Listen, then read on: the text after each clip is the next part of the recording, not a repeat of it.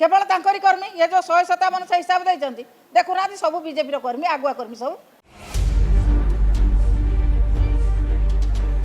सुभद्रा योजन 157 जन पुरुषों ना आवेदन करिसेंती 157 जन पुरुष। यह योजना केवल महिला मानक पई जानिबा परे मध्य किछि पुरुष क्षमा करियो बंधु किछि नुहे आज्ञा 157 जन पुरुष करिसेंती आवेदन। कर्मी को संतुष्ट करने से कौन करते सुभद्रा योजना?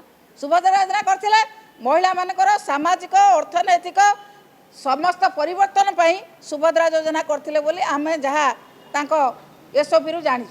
उपमुख्यमंत्री प्रभाती परिड़ा तत्वावधान में चली योजन केवल महिला मानक सशक्त करने बीजेपी सरकार प्रस्ताव रही हेले यह भितर किछि लोक चुगुली करिबारे व्यस्त। यह केवल गोटे गाँव 157 जन लोक आवेदन करुछन्ति।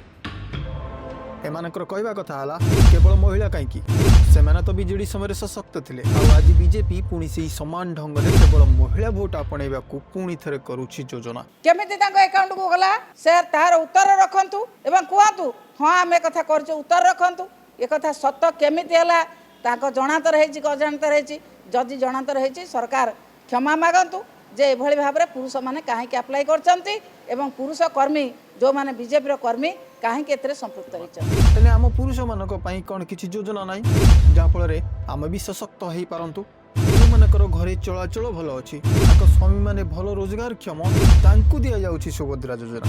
हेले आमे जे पुरुष माने अति गरीब श्रेणी अच्छे आम मानकु कहीं उपेक्षा करा जाउछि हमकु भी एही योजना रे शामिल करा जाउ नचेत पुरुष मानक पई किछि गोटे योजना भी करा जाउ। निश्चित भाव में पाइछंती पुरुष कर्मी माने तार कौ नियम पुरुष कर्मी मान को देला से नियम मध्य साधारण रे प्रकाश करिया आवश्यकता अछि।